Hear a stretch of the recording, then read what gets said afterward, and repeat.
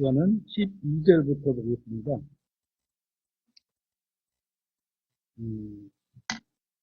들릴 시간이기도 하지만은, 그러나 우리가 주님 앞에 나왔으니, 이 시간만큼은,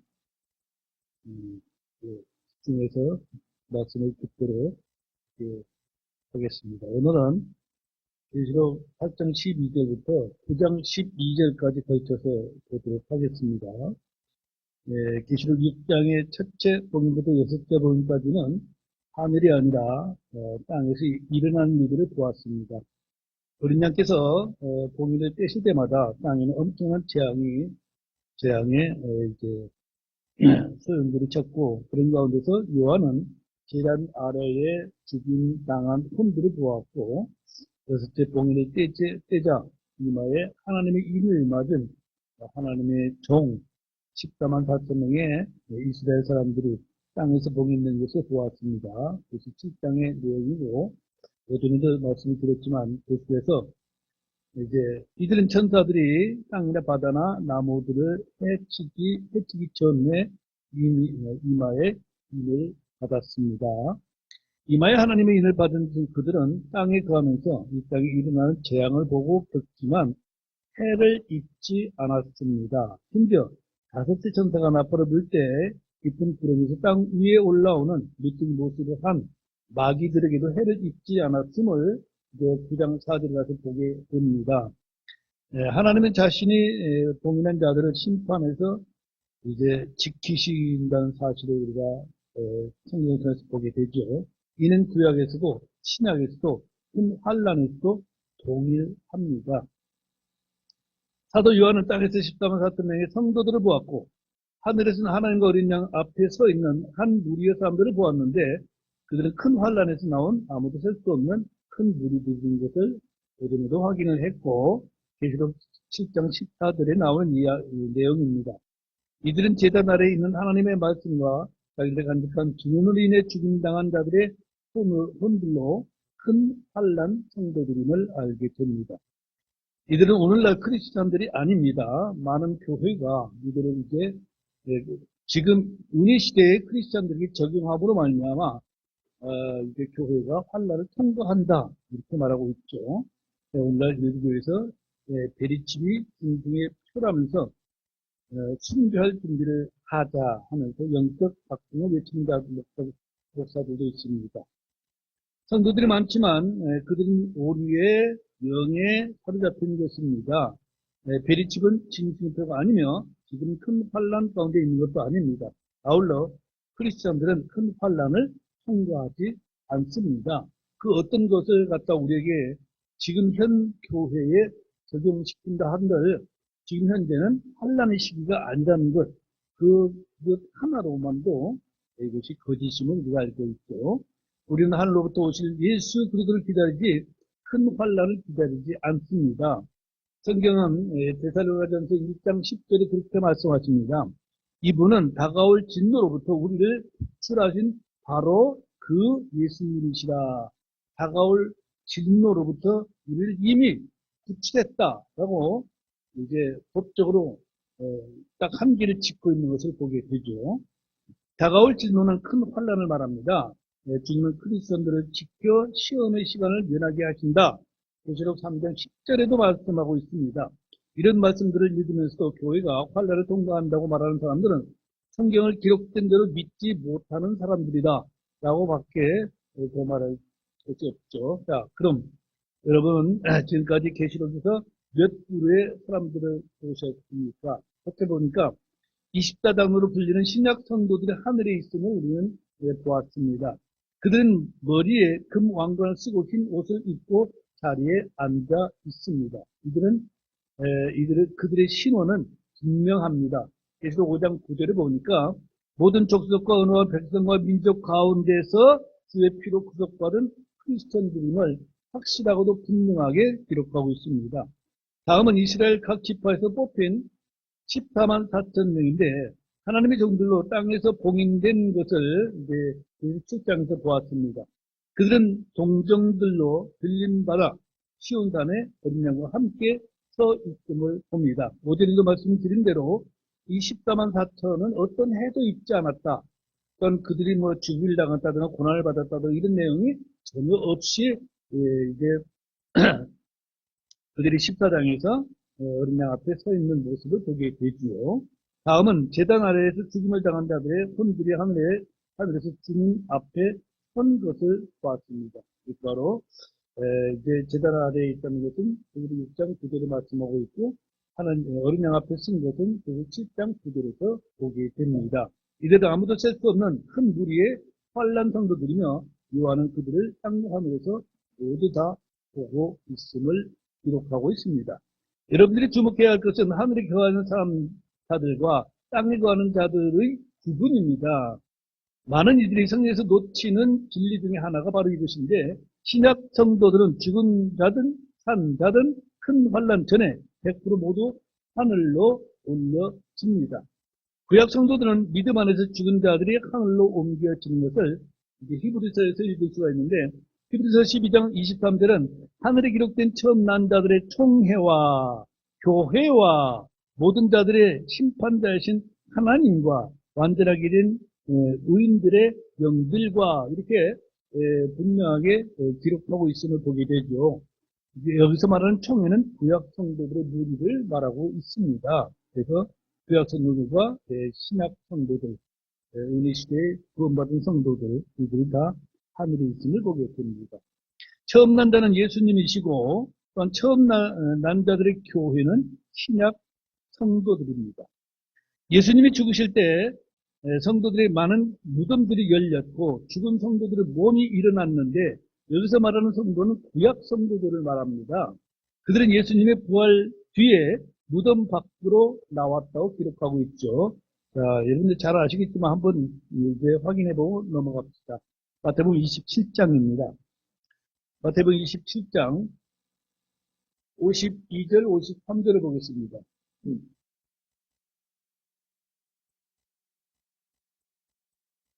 구약 성도들의 부활을 이제 우리가 읽게 되는데 이거는 이제 모든 구약 성도가 아닙니다.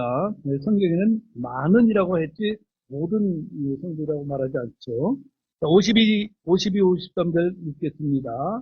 무덤들이 열리며 잠든 성도들의 많은 몸이 일어나 그분의 부활 뒤에 무덤 밖으로 나와서 거룩한 도시로 들어가 많은 사람에게 나타났더라라고 기록하고 있습니다.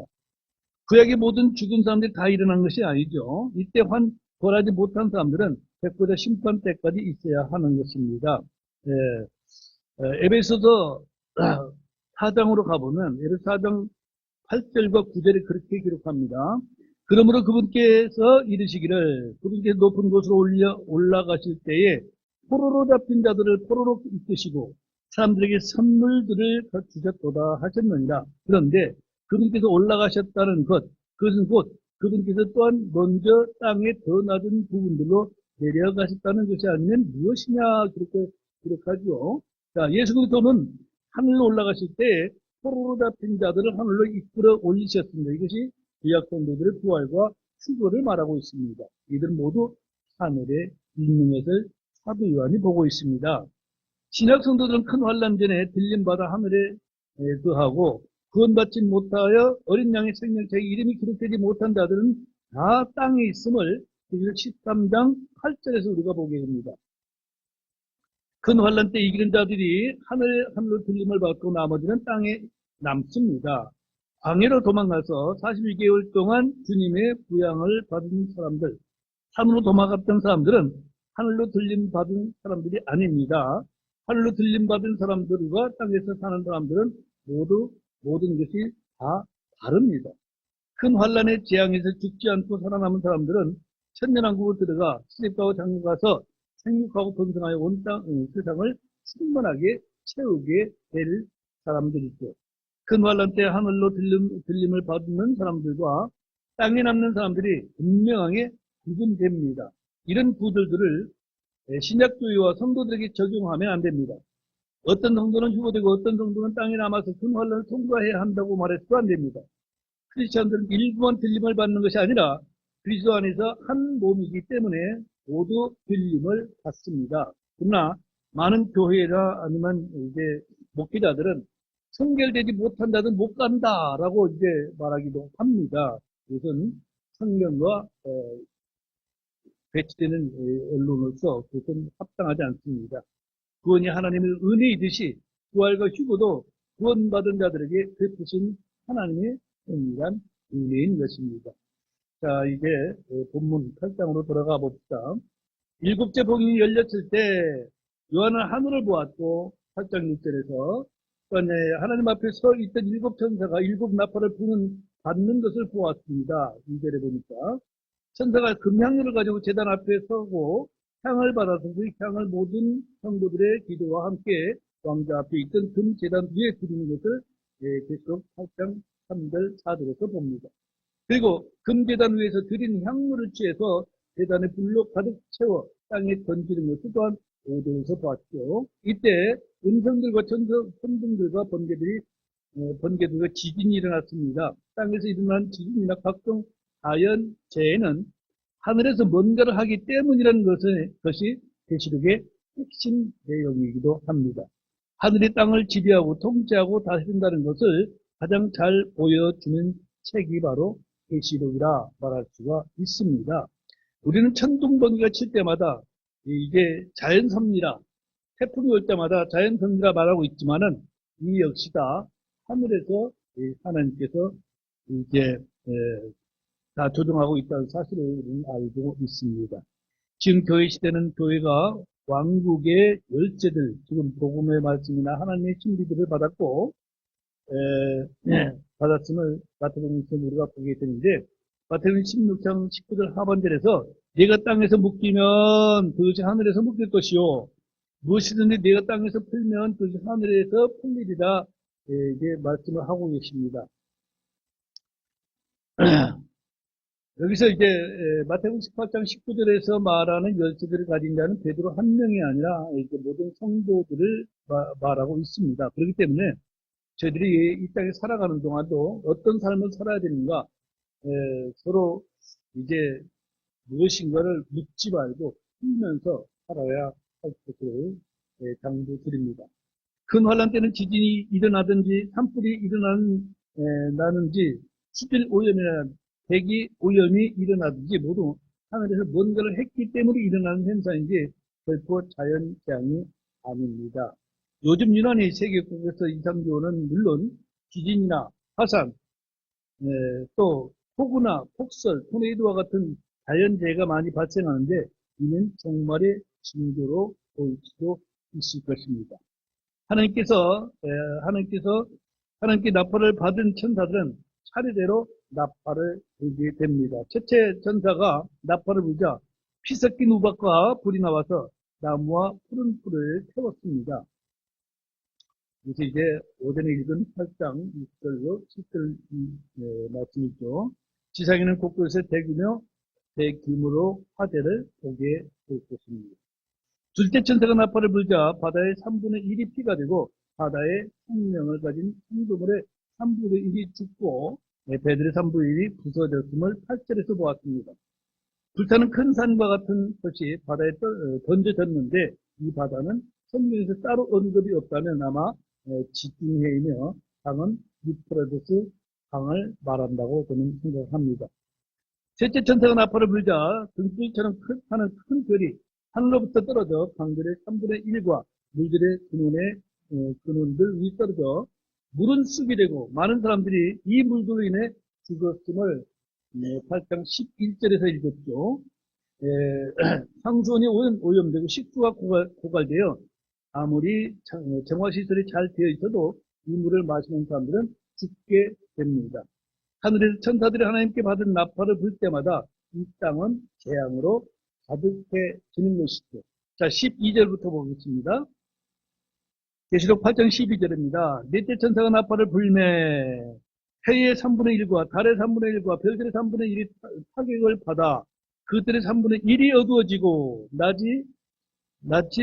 자기의 3분의 1 동안 빛을 내지 아니하며 밤도 그와 같더라.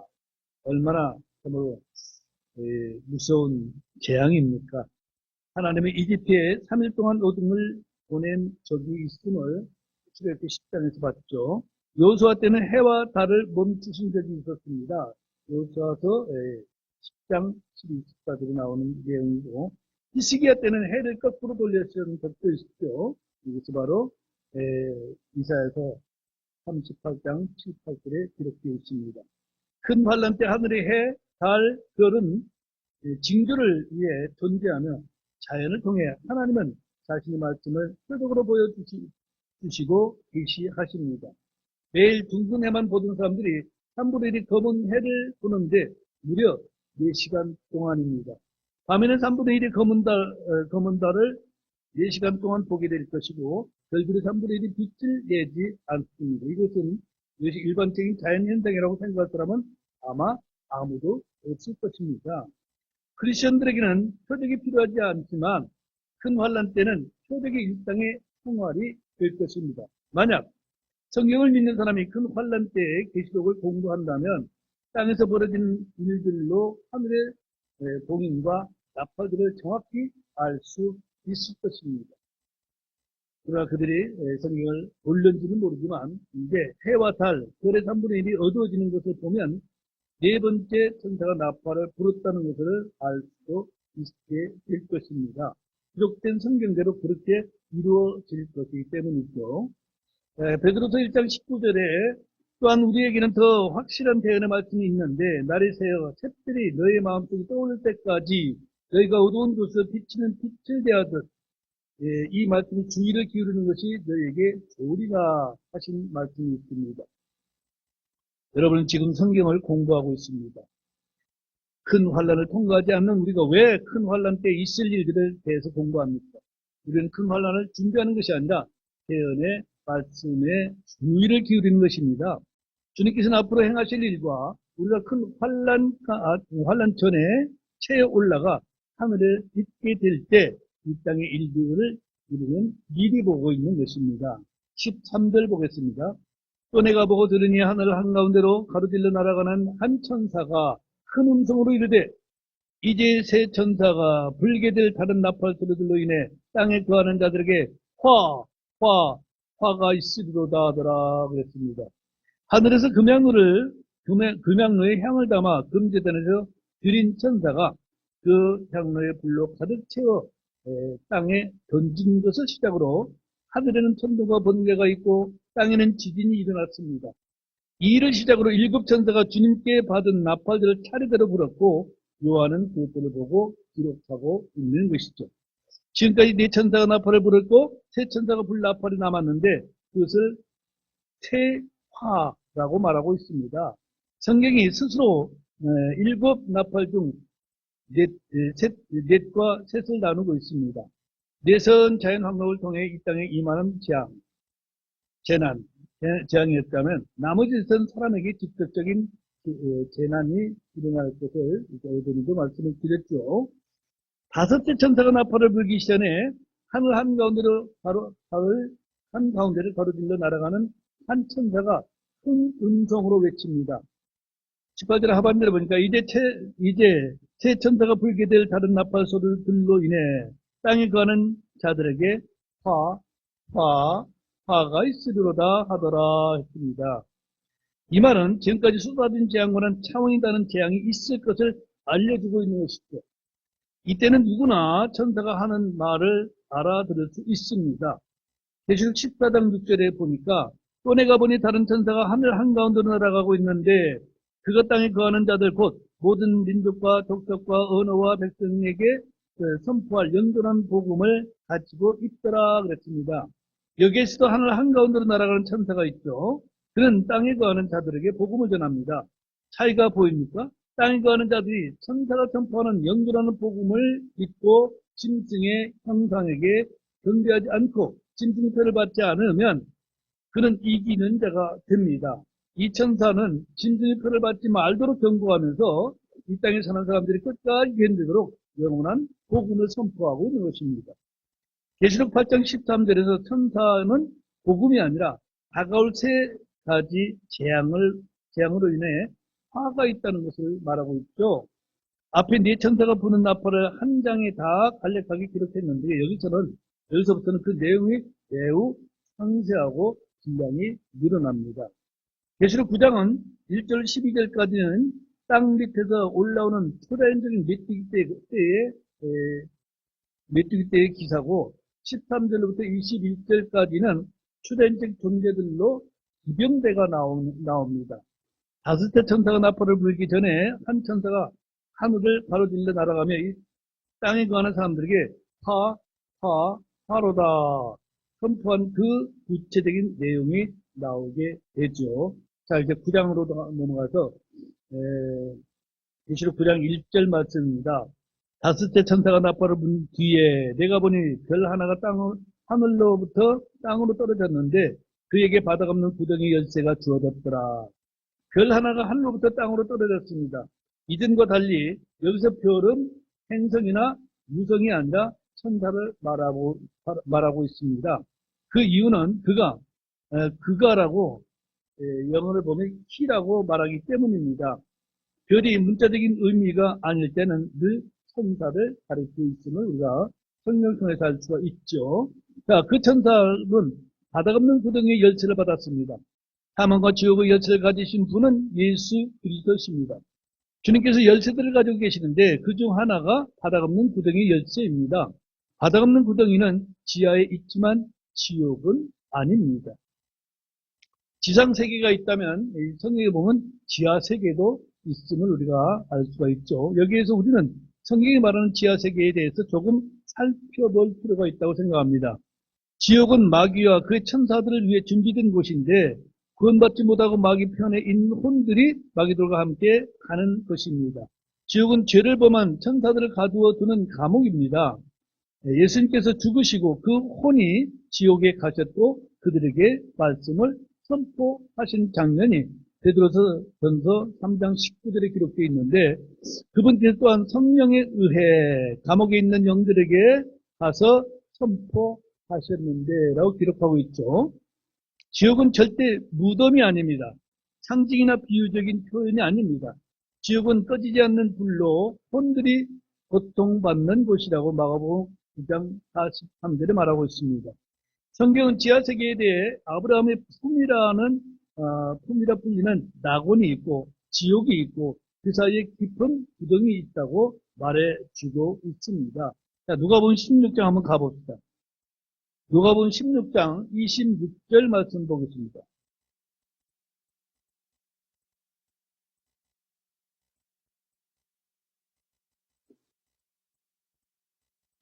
네, 이 한 절에서 이제 지하의 세계를 세 부분으로 나누고 있는데 보면 이 모든 것 외에도 우리와 너희 사이에는 큰 구렁텅이가 고정되어 있어. 여기서 너희에게 건너가려 하는 자들이 갈 수 없고 거기서 오려 하는 자들도 우리에게 건너올 수 없느니라 하니. 자, 이제 이름 없는 한 부자가 죽어서 지옥에 가 있는 상태고 아브라함은 이제 낙원이라는 곳에 있는 상태인데 그 지옥과 낙원 사이에는 큰 구렁텅이가 있음을 말해주고 있습니다. 예. 그래서 이 구절에서 이제 이 모든 것 외에도 우리와 너희 사이에는 그랬는데 우리는 아브라함이 있는 곳이고 너희는 부자가 갇혀 있는 지옥을 말하고 있죠. 그 사이에는 큰 구렁텅이가 고정되어 있다. 그래서 지하 세계에도 세 부분을 지금 말해주고 있는 구절입니다. 아브라함이 말하는 큰 구덩이가 바로 바닥 없는 구덩이인데 바닥 없는 구덩이는 마귀의 처소로서 다른 자가 죽었을 때 갔던 자기 처소이며 멸망이라 불리는 곳입니다. 계시록 9장 11절에 바닥 없는 구덩이에 천사가 나오는데 바닥 없는 구덩이에서 올라온 메뚜기들을 다스리는 왕으로서 그의 이름은 아바돈이요 아폴로니라고 말하고 있죠. 자, 또한 바닥 없는 구덩이로부터 올라온 짐승이 있습니다. 계시록 11장 7절에 가보면은 그들이 자기들의 증언을 마칠 때에 바닥 없는 구덩이로부터 올라오는 짐승이 그들을 대적하며 전쟁을 일으켜서 그들을 이기고 그들을 죽일 것이므로 하는 이제 말씀이 나오죠. 자, 이 자가 누구인지 확인하기 위해서는 계시록 17장 8절 상반대로 보니까 내가 본 그 짐승은 전에 있었다가 지금은 없으나 앞으로 바닥 없는 구덩이에서 올라와 멸망으로 들어갈 자니라. 이제 예수님 사역 당시는 12제자를 데리고 다녔습니다. 그 중에 하나가 예수님을 배반할 때 이름이 바로 유다. 다른 유다는 자기가 이제 목매달아 죽었어요. 예수님 팔고. 왜 죽었을까? 자기 스스로 가기 위해서 죽은 거예요. 왜냐하면 예수님이 예수님이 죽으시고 부활하시기 전에 자기 처소로 가야 되니까 그 자기 처소가 어디냐? 멸망의 아들이 있는 곳입니다. 예. 마귀는 이제 까닭없이 죽지 않아요. 그 뭐야 구원파에서 말하는 이제 다른 유다가 뭐랄까 후회했다. 그 베드로가 후회했다. 그 차이가 뭐냐? 이런 쓸데없는 말을 하는 걸 보면은 다른 유다가 존재가 누구인지 모르는 거예요. 다른 유다는 주님께서 뭐라고 했죠? 그는 처음부터 마귀라 그랬습니다. 또 멸망의 아들이라 그랬습니다. 그래서 이제 그가 갈 처소가 바다가 없는 구덩이에요. 예, 그곳을 가기 위해서 예수님을 팔고 받은 돈 30냥을 성전에 던져버리고 가서 목매달아 죽는데 그것은 예수님보다 빨리 죽어야 돼요. 그래서 자살하는 것이죠. 자, 계시록 17장 8절에 내가 본 그 짐승은 전에 있었다가 지금은 없으나 앞으로 바다 없는 구덩이에서 올라와 멸망으로 들어갈 자니라. 사도 요한은 바다 없는 구덩이에서 올라온 짐승을 보고 놀랐습니다. 그는 한때 자신들과 함께 사도라 불렸던 다른 유다였기 때문에 놀랄 수밖에 없죠. 그는 마귀였고 멸망의 아들이었습니다.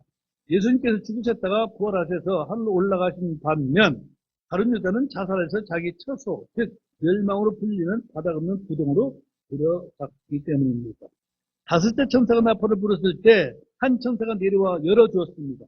그들은 큰 환란 때 이 땅에 올라와 활동하지만 다시 바닥 없는 구덩이로 떨어지게 됩니다. 자, 계시록 20장으로 가봅시다. 계시록 20장 1절부터 3절까지만 보겠습니다. 또 내가 보니 한 천사가 바닥 없는 구덩이의 열쇠와 큰 사실을 손에 들고 하늘로부터 내려와 마귀요 사탄인 그 용 곧 저 옛 뱀을 붙잡은 뒤 그를 1000년 동안 별바가의 바닥 없는 구덩이에 던져 가두고 그에게 봉인을 하여 1000년이 찰 때까지 그가 더 이상 민족들을 속이지 못하게 하였는데 그 뒤에는 그가 반드시 잠시 동안 풀려나리라. 그렇게 기록하고 있죠. 예. 그가 풀려나는 것은 천년왕국 때에 이제 흑백을 가리기 위해서, 즉 영원히 멸망받을 자들을 가리기 위해서 그가 바다 없는 구덩이에서 나와서 그들을 유혹하고 그 유혹에 넘어가는 자들은 다시 그들을 따라서 지옥을 갈 수밖에 없습니다. 자, 열렸던 바다 없는 구덩이는 영을 델바가에 던져 넣어 다시 닫히고 1000년 동안 봉인받았다가 1000년이 끝난 후에 다시 잠시 동안 풀립니다. 성경 하늘이 열리고 닫히는 것이 나오고 바다 없는 구덩이가 열리고 닫히는 것이 나옵니다. 지옥은 성경이 너무나 자주 언급되지만 끝없이 깊은 구덩이는 계시록에서만 7번 나오고 다른 성경에는 전혀 언급되지 않습니다. 오늘날 땅속의 지옥이나 깊은 구덩이와 같은 것이 실제로 존재하는 사실을 믿는 이가 극히 적습니다. 지옥이 문자대로 사실이 아니라면 하늘 역시 문자대로 사실이 아닐 것입니다. 지옥은 구원받지 않은 죄인들의 혼이 가는 곳으로 불과 유황이 있는 고통의 장소입니다. 지옥에는 천사들이 갇혀있는 타터루스라는 곳이 있으며 끝없이 깊은 구덩이는 짙은 연기로 가득 찬 곳이라고 계시록 9장 2절에 말했죠. 초자연적인 맷들들과 2억이나 되는 초자연적인 말탄자들이 있으며 적그리스도와 불리는 짐승이 왕으로 그것을 지배하고 있다가 이 땅에 올라와서 이제 최후의 통치자가 되겠죠. 자, 사탄은 지금 이곳에 갇힌 것이 아닙니다. 그는 계시록 20장에서 이곳에 갇히게 되지요. 자, 이제 본문 들어와서 계시록 9장 2절입니다. 그가 바닥 없는 구덩이를 여니 그 구덩이에서 큰 영광로의 연기 같은 연기가 올라오므로 해와 대기가 그 구덩이의 연기로 인해 어두워졌고 그랬습니다. 얼마나 이제 참으로 어, 큰 용기가 나왔는가. 우리가 가끔 이제 어떤 곳을 들이다거나 하면은 그 불난 지역에서 올라오는 연기로 하늘이 막 이제 어두워지는 그런 것을 보게 되죠. 열쇠를 가진 천사가 바닥 없는 구덩이를 열었습니다. 그 구덩이는 큰 용광로 같은 연기가 올라와 해와 대기를 어둡게 했습니다. 오늘날 화산이 터지고 용암과 더불어 솟아나는 연기로 인해 비행기 운행이 중단되는 정도가 아닙니다. 깊은 구덩이에서 솟아난 연기는 금방 온 해를 가리고 세상의 공기적 대기를 어둡게 하고 오염시킬 것입니다. 계시록 6장 12절에서는 해가 검어지고 계시록 8장 12절에서는 해의 3분의 1이 어두워지고 본문에서는 연기로 어두워지는 모습을 보게 되죠. 구덩이에서 올라온 연기는 호흡기나 기관지에 많은 문제를 일으킵니다. 사람들에게 호흡곤란, 눈과 코와 목 등의 질병을 유발하게 될 것입니다. 3절 보겠습니다. 계시록 9장 3절입니다. 또 메뚜기들이 연기 속에서 나와 땅 위로 올라오는데 땅에 있는 전갈들의 권능과 같은 권능이 그것들에게 주어졌으며 그랬습니다. 바닥 없는 구덩이가 열리자 주장이 풀밭에 있는 메뚜기들이 아니라 수단적인 메뚜기들이 연기 속에서 나와 땅 위로 올라왔습니다. 이들은 땅에 있는 전갈들의 권능을 받았습니다. 주님은 제자들에게 뱀과 전갈을 밟으며 원수들을 제어할 권능을 주신 적이 있습니다. 공상영화 같은 것이나 아니면 미래의 어떤 벌어질 영화들을 보면은 우리가 상상하지 못하는 그런 괴물들이 많이 등장을 하게 되죠. 그렇죠? 이것들이 실제로 이제 환란 때는 실제로 활동하는 기괴한 동물들이 될 것입니다. 4절 보겠습니다. 또 그것들이 땅에 풀이나 푸른 것이나 나무는 하나도 해하지 말고 오직 이마 안에 하나님의 인이 없는 그 사람들만 해체해야 한다는 명령이 그들에게 내려졌더라. 예. 어디에서 말씀드린 대로 14만 4천 명은 하나님의 이마에 인을 쳤죠. 그죠? 그들은 해를 받습니까? 안 받습니까? 해를 받지 않습니다. 이 메뚜기들은 땅 밑에서 올라왔기 때문에 이 땅에 있는 사는 공충 메뚜기들과는 전혀 다른 것입니다. 그들은 땅의 풀이나 푸른 것이나 나무는 하나도 해치지 않고 오직 하나님의 인이 없는 사람들만 해칩니다. 땅에서 올라온 메뚜기가 전갈처럼 쏘아대면 만물의 영장이란 사람들의 존엄이나 체면이 말이 아닙니다. 사람이 부덜끝없는 초식성 곤충에 불과한 메뚜기들에게 공격을 받고 죽고 싶어도 죽지도 못하는 고통을 당하게 됩니다. 이런 때에도 이마에 하나님의 인을 받은 14만 4천 명은 아무런 해를 받지 않고 온 세상의 모든 민족에게 나아가 왕국 복음을 전하게 됩니다. 이들은 천둥이나 번개나 지진이나 우박이나 불이나 물이나 어떤 것으로 해를 입지 않습니다. 말씀이 바로 우리가 읽은 계시록 9장 4절 말씀이죠. 오직 이만에 하나님의 인이 없는 그 사람들만 해체해야 한다는 명령이 그것들에게 내려졌더라 그렇게 기록하죠. 하나님의 인을 받은 그들은 해를 입지 않습니다. 그들이 해를 입지 않는다는 또 다른 증거는 목배임을 당했다는 기록이 없으며 그들이 휴거되어 시온산의 어린 양과 함께 있다는 사실을 보게 됩니다. 자, 계시록 14장 1절 보겠습니다. 계시록 14장 1절 그들이 이제 10장에서 하나님의 인을 받고 사역을 하다가 계시록 14장 1절에 어디에 있는가 같이 읽어보겠습니다. 또 내가 보니 보라 어린 양께서 시온산 위에 서 계시고 그분과 함께 14만 4천 명이 서 있는데 그들의 이마 안에는 그분의 아버지의 이름이 기록되어 있더라 그랬습니다. 네, 그들은 이제 하나님의 특별한 권능으로 하나님의 인을 받고 어떤 해도 입지 아니하고 바로 사역을 마친 후에 휴거되어 이제 어린 양 앞에 서 있는 모습을 보게 되죠. 자, 계시록 9장 5절입니다.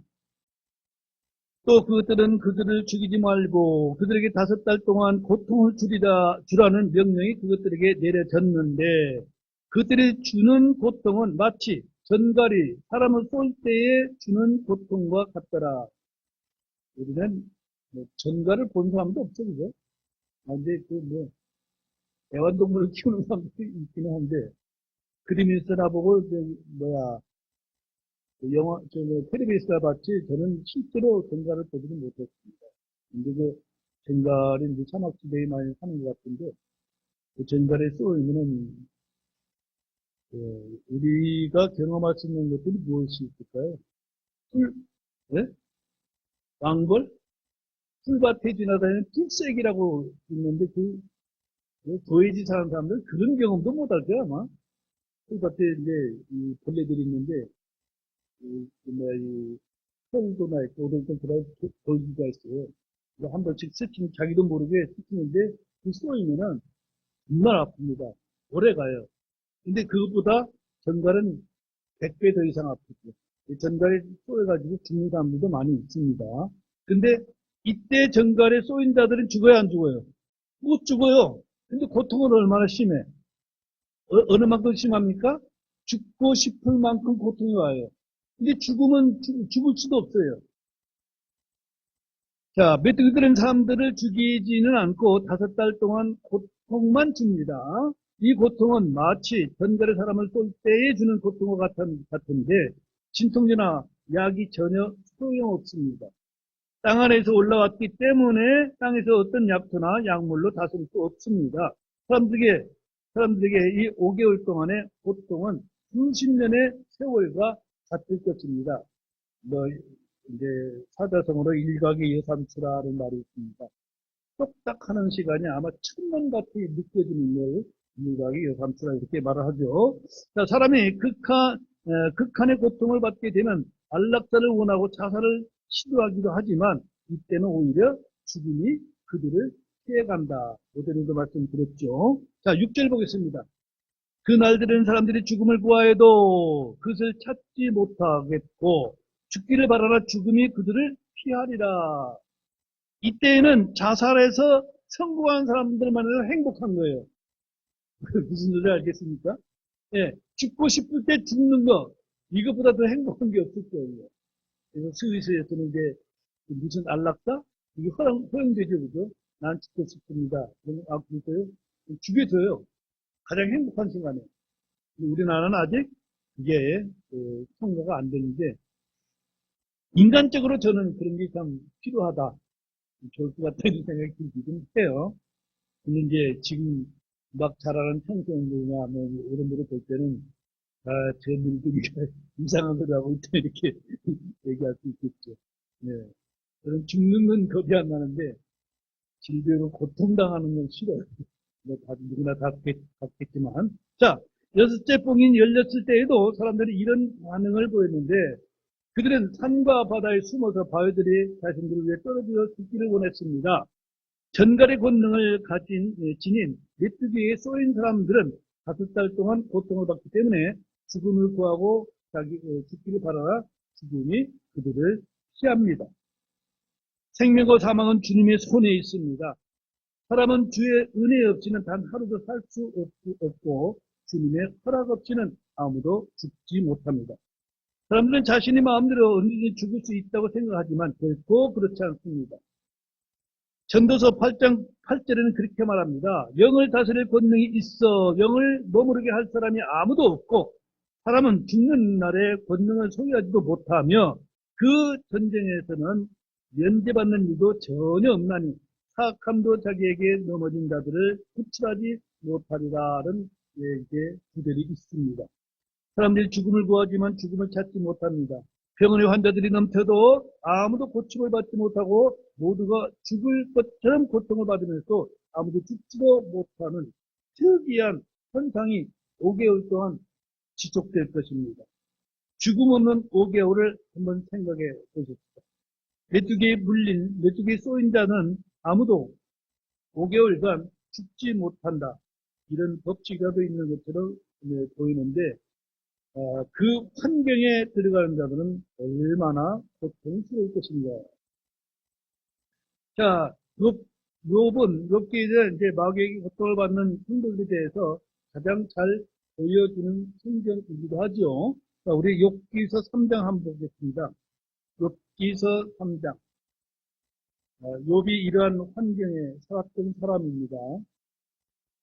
욥기 3장 20절부터 22절까지 보겠습니다. 구약성경 욥기서 3장 20절부터 22절까지. 어찌하여 그분께서 고통당하는 자에게 빛을 주시고 혼이 괴로운 자에게 생명을 주셨는가? 이러한 자들은 죽기를 갈망하나 죽음이 오지 아니하므로 땅을 파서 숨겨진 보물을 찾는 것보다 죽음을 더 찾다가 무덤을 찾을 수 없으면 찾을 수 있으면 심히 기뻐하고 즐거워하나니. 욥이 얼마나 고통스러우면은 죽기를 바라고 또 이제 무덤을 찾을 수 있다면 죽어서 묻힐 수만 있다면 이런 이제 것이 심히 기뻐하고 즐거워한다. 아까 제가 말씀드린 대로 죽고 싶을 때 죽는 것도 행복이다. 기쁨이다. 이게 이제 욥은 말하고 있습니다. 죽기를 갈망하나 죽음이 오지 아니하므로 난 말씀은 그들이 받는 고통을 너무나 생생하게 보여주고 있습니다. 우리는 지금 은혜의 날, 구원의 날에 살고 있습니다. 많은 이들이 삶의 고통을 힘들다며 괴로워하고 자살하기도 합니다. 자신의 삶을 비관하는 이들은 죽는 것보다 못한 삶이라고 외칩니다. 그러나 사람이 괴롭다는 이유로 죽을 수 있다는 것만으로도 큰 환난 때보다는 훨씬 복된 일이다라고 말씀을 드리죠. 자, 우리는 계시록을 공부하면서 지금 우리가 살고 있는 이 시대 환경이 얼마나 은혜롭고 복된지 충분히 깨달을 수 있습니다. 돈 문제, 자식 문제, 부부간의 문제로 쉽게 죽겠다고 하는 사람들은 계시록을 읽을 때 뭔가를 깨닫지 않을 수가 없기 때문입니다. 우리가 지금 겪는 어려움은 주께서 허락하신 것이며 우리가 감당할 수 있는 것들입니다. 고린도서 10장 13절에서 사람에게 공적으로 있는 시험 외에는 너희가 어떤 시험도 당하지 아니하였나니. 하나님께서는 신실하사 너희가 감당할 수 있는 것 이상으로 시험당하는 것을 너희에게 허락하지 아니하시고 그 시험과 또한 함께 피할 길을 내사 너희가 그것을 감당할 수 있게 하셨느니라 했습니다. 사랑하는 성도 여러분, 혹시 여러분들에게 어떤 고난이 오더라도 이 말씀을 기억하면서 분명히 피할 길을 주신다 라는 말씀을 붙잡고 용기 내시고 힘 얻으시길 바랍니다. 주님은 시험을 주실 때 겸하여 감당할 힘도 주시고 피할 길도 내신다고 약속하신 말씀을 붙잡으시기 바랍니다. 우리는 우리의 마음을 시험하시는 하나님을 기쁘게 해야 합니다. 사람들은 여러 가지 어려움을 당할 때 죽고 싶다고 하지만 크리스천들은 여러 가지 시험에 빠질 때 오히려 그것을 기쁨으로 여긴다 라고 야고보서 1장 2절에 말하죠. 성경은 우리가 지금은 필요가 있어 여러 가지 시험으로 인해 잠시 근심하고 있지만 그 원인을 크게 기뻐한다고 말하고 있습니다. 우리가 기뻐하는 환난은 큰 환난이 아니라 생활 가운데 인내와 체험과 소망을 이루는 것이기 때문에 우리에게 이제 어떤 어려움이 와도 반드시 소망이 있고 이제 말씀을 위로받을 수가 있습니다. 자, 계시록 9장 7절부터 9절까지 이제 같이 읽겠습니다. 계시록 9장 7절로 9절까지 시작. 그 메뚜기들의 모양은 전투를 위해 예비한 말들 같고 그들의 머리에는 금 같은 왕관과 흡사한 것이 있으며 그들의 얼굴은 사람들의 얼굴 같고 또 여자의 머리털 같은 머리털이 그것들에게 있으며 그들의 이빨은 사자의 이빨 같더라. 또 흉갑 같은 흉갑이 그들에게 있었고 그들의 날개 소리는 전쟁터로 달려가는 많은 말들의 병거 소리 같았으며. 우리가 현사에서는 이런 것들을 볼 수가 없죠. 그죠? 이건 진짜 미래 과학 영화 같은 데 나오는 그런 희귀망측한 그런 모습입니다. 사도야는 깊은 두덩이에서 올라오는 메뚜기들의 모습에 대해서 상세하게 기록하고 있습니다. 메뚜기들의 모양이 푸른 초장의 메뚜기들의 모양이 아니라 전혀 다른 종류의 생김새입니다. 메뚜기들의 모양은 전투를 위하여 예비한 말들 같고 그들의 머리에는 금 같은 왕관이 있습니다. 자, 금 같은 왕관은 진짜 금이 아니고 금과 같이 보이는 모조금일 것입니다. 여러분은 이런 메뚜기들을 만화나 영화에서 본 적이 없을 것입니다. 그들은 사람들의 얼굴 같습니다. 사람의 얼굴을 닮은 양이나 물고기가 발견되었다고 해서 화제가 된 적도 있습니다. 사람의 얼굴을 닮은 짐승이 나오면 좋은 징조라며 기뻐하기보다 징조 꼭 무서워하게 되죠. 사람의 얼굴 같은 메뚜기들을 볼 때 아마 공포에 질리지 않을 사람들이 없을 것입니다. 이런 사실은 읽고도 이제 사실을 읽고도 알기 어려운 것이다. 기록된 대로 믿기 어려운 사람들이 이것은 사실이 아니라 상징이 아니면 이제 묵시적 암호라 이렇게 주장하는 사람들이 많이 있죠. 이들은 이 메뚜기들에게 쏘일 때까지 그들의 정체에 대해 인정하려 하지 않을 것입니다. 메뚜기들은 여자의 머리털 같은 긴 머리를 갖고 있으며 이빨은 사자의 이빨 같습니다. 메뚜기는 여러 가지 동물들의 모양이 혼합되어 있습니다. 말, 남자, 여자, 사자의 복합체. 이건 뭐 우리가 상상할 수 없죠, 그렇죠? 은설이는 메뚜기도 봤어, 안 봤어? 못 봐? 할머니 집에, 할아버지 집에 가면 이제 그겠구나, 그죠? 네, 그건 이제 시골 취업을 하는데, 요한이는 못 봤을 것 같아.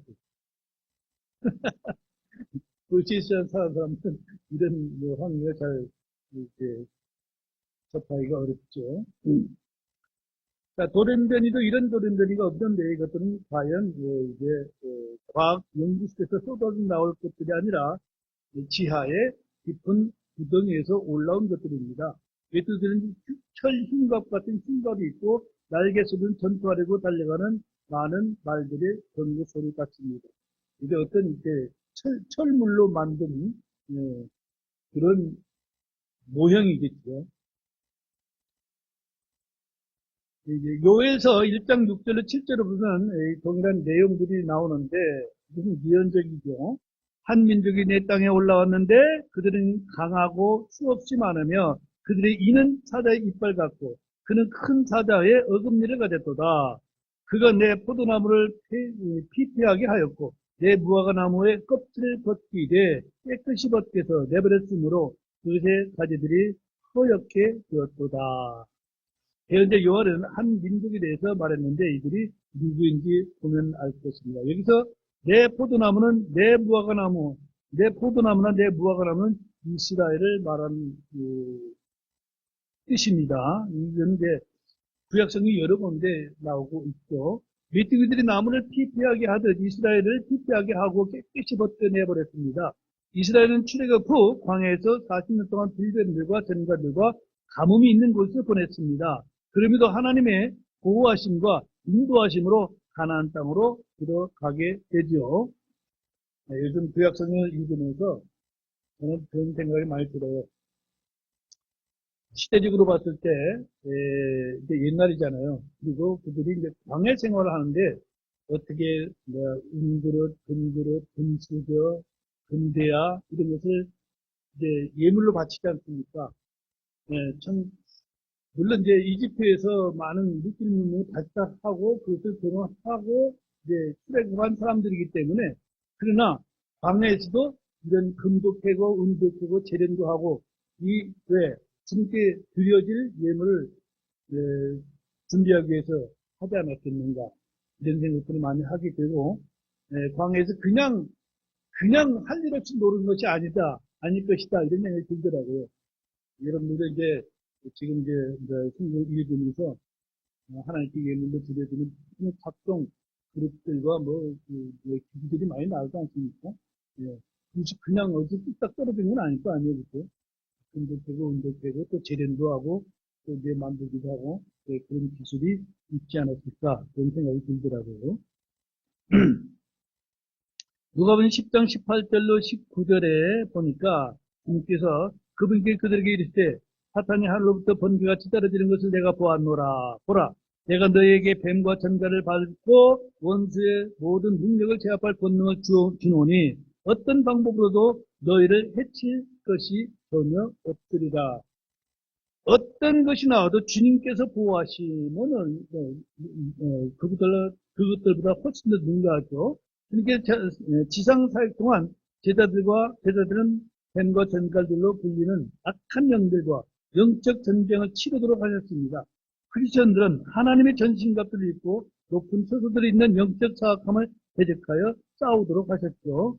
큰 환란 때는 문자 그대로 전갈의 권능을 받은 짐승의 형상을 가진 메뚜기들과 싸워야 합니다. 하지만 이들은 하나님의 인을 받은 사람들은 해할 수 없습니다. 이들은 사도들처럼 원수의 모든 능력을 제압할 권능을 받았기 때문입니다. 이들은 큰 환란 때 왕국 복음을 전하며 믿는 자들에게 손을 얹음으로 병을 낫게 할 것입니다. 자, 9장 10절 보겠습니다. 또 전걸과 같은 꼬리가 그것들에게 있었고 그것들의 꼬리들에 쏘는 침이 있었는데 그것들의 권능은 사람들을 5달 동안 해치는 것이더라.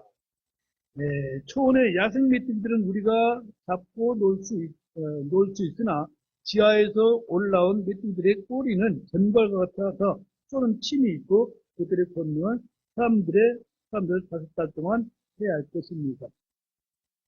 이들은 펄쩍펄쩍 뛰는 것이 아니라 날개를 가지고 날아다니는데 그 날개 소리가 번거 소리와 같아서 사람들은 메뚜기의 출현 때마다 공포에 떨게 될 것입니다. 이런 때 경찰이나 군인, 소방관, 공무원 따위가 아무 소용도 없습니다. 그냥 숨어서 생명을 지키는 것이 세상일 겁니다. 5달 동안이라고 했는데 이런 메뚜기들이 이 땅에서 활동하는 시간으로 사람들에게는 백년보다 이제 더 길게 느껴질 것입니다. 5개월은 6월절에서 속죄일까지 기간인데 어떤 연관이 있는 것처럼 보이는데 속죄일의 죄를 자백하고 속죄할 때 이 땅에서 고통을 주던 메뚜기들이 사라질 것입니다. 자, 11절입니다. 그것들을 다스리는 왕이 그것들에게 있었는데 그는 바닥 없는 구덩이의 천사라. 그 이름은 히브리 말로는 아바돈이지만 그리스 말로는 그가 아폴리온이라는 이름을 가졌더라. 마귀들에게는 그들의 왕이 있습니다. 복음서에서 유대인들은 마귀들의 왕을 바알세복이라고 불렀습니다. 바알세복은 에그론 신이었는데 부당국 이스라엘의 아하시아가 병이 들자 신하들을 보내서 그에게 병이 나을지 묻게 했던 기록이 있죠. 자, 신약에서는 바알세복이 예수님을 일컬어 이제 조롱하는 장면이 나오죠. 마태복음 12장 24절에 보니까 이자가 여기서는 이자를 예수님을 가리키는 비방하는 말이 있죠. 이자가 마귀들의 통치자 바알세복에 의지하지 않고서는 마귀들을 내쫓지 못하느니라 그렇게 비방하고 있습니다.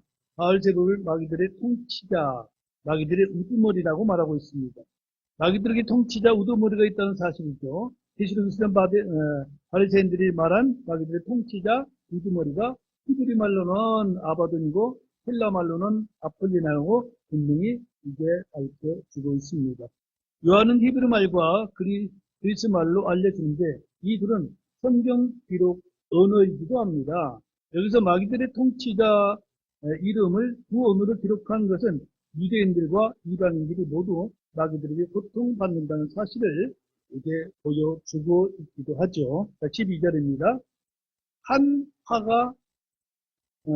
가지 화가 지나갔으니 보라, 이 뒤에 2가지 화가 더 오리라. 지금까지 당한 이제 고통도 심한데 아직도 화가 2개 남았다. 이렇게 해서 3가지 화 중에서 한 가지 화가 지나갔습니다. 그러나 이후에 2가지 화가 더 임하는데 6째 천사와 7째 천사가 나팔 불 때 일어날 재앙입니다. 이것은 다음 시간에 이렇게 보도록 하겠습니다.